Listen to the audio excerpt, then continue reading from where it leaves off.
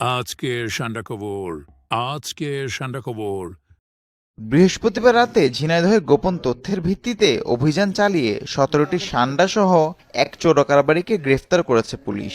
প্রাথমিক জিজ্ঞাসাবাদে সে ভারত সীমান্ত থেকে সান্ডা সংগ্রহ করে মাগুরা ফরিদপুরে বিক্রির কথা স্বীকার করেছে।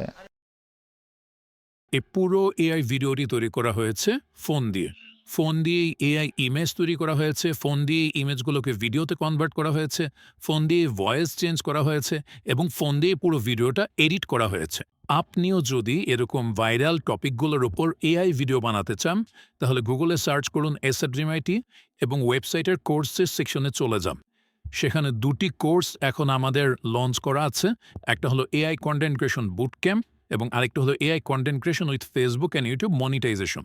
যে কোনো একটিতে ক্লিক করে সেটার কোর্স ডিটেলস দেখে নেন এবং এআই ভিডিও শেখার জন্য যে কোনো একটিতে ভর্তি হয়ে যান।